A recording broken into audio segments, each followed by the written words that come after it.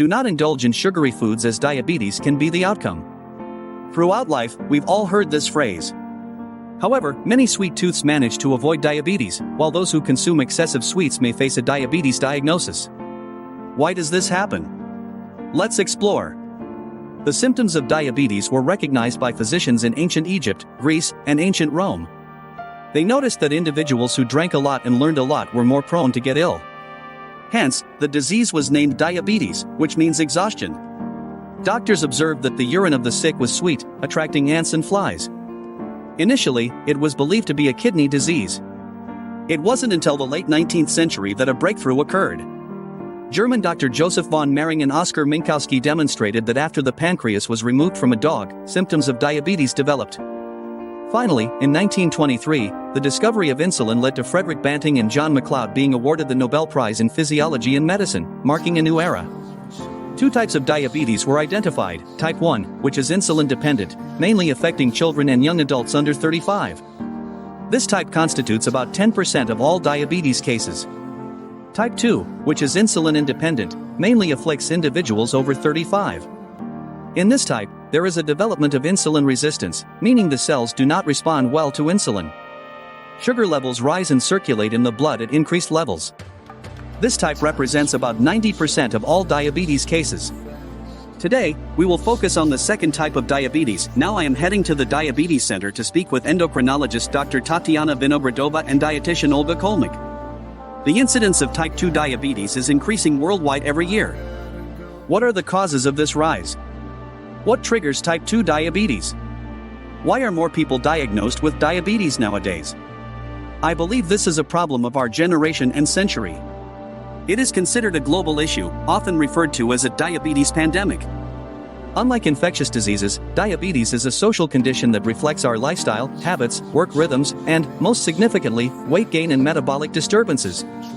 Today, we are discussing type 2 diabetes. How susceptible are we to developing diabetes genetically? Do we have diabetic family members? There is certainly a genetic predisposition. It's not a guarantee, but the risk is considerably high. Therefore, knowing the dangers of type 2 diabetes and its association with obesity, one should reflect on their dietary habits and choices. By following rules of healthy eating, one can potentially prevent diabetes. Is obesity the primary factor leading to diabetes, or is it diabetes causing obesity? Approximately 80 to 90% of patients with type 2 diabetes first struggle with obesity.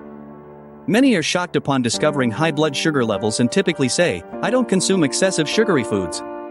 Diabetes is not just a disease of sweet tooths, it involves a different dependency. Those who love sweets and consume them excessively are more likely to gain extra body weight. They unknowingly intake extra calories over the years, gradually becoming heavier individuals, thus increasing the risk of type 2 diabetes. If a lean individual without predisposition consumes sugar or sweet foods, it doesn't lead to diabetes. Sugar is not the direct cause. Instead, it is an age-old term originating from the sweet taste of urine noticed by doctors. What symptoms should prompt someone to see a doctor and get checked for diabetes? The classic symptoms include dry mouth, thirst, frequent urination at night, weight loss, itchy skin, and slow healing sores. The issue of symptom manifestation in type 2 diabetes is complex, as the disease often starts without symptoms, silently affecting the individual for a prolonged period. Complications may arise before a diagnosis is made, delaying treatment. If there is even the slightest chance of curing diabetes, it can be achieved with willpower, knowledge of nutrition, and a healthy lifestyle. For example, if a person goes from 130 to 90 kilograms through diet and exercise, they can attain health. However, this may not apply to type 1 diabetes.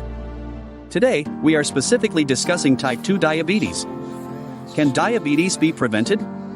Several prevention tips include being mindful of risk factors and dietary habits, eating 3 times a day with a complete breakfast, full lunches, and light snacks to avoid feeling extremely hungry.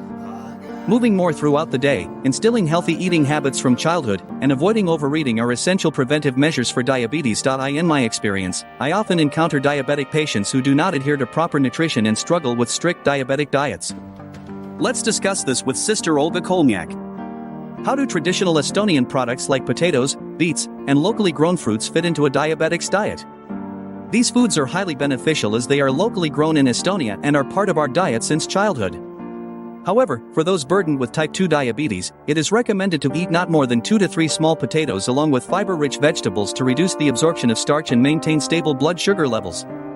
Which food groups should diabetics prefer?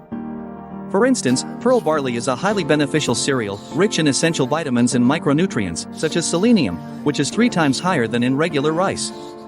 It boosts the immune system and serves as a nutritious breakfast choice, particularly during cold seasons, guarding against viral infections. With a low glycemic index, the barley ensures stable glucose levels. What about diabetic favorites like semolina for breakfast? Unfortunately, semolina is not ideal for diabetics, as it is a starch-rich cereal that rapidly converts to glucose, causing sharp blood sugar fluctuations, especially in diabetic patients.